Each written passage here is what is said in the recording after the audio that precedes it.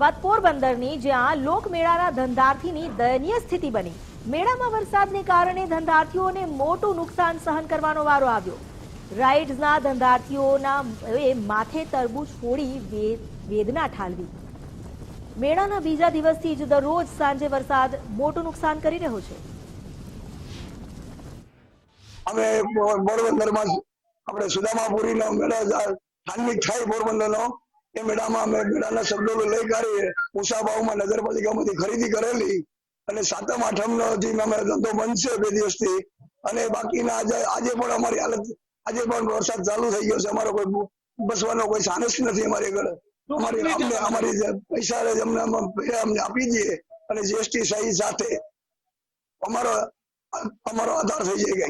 અત્યારે પાણીમાં તમે જોઈ શકો છો, આ પાણી આઈટમમાં બુડી ગઈ છે। અમારી લોટાની જમવાનું કે અમારો વિસ્તાર નથી, એવી હાલત થઈ ગઈ છે।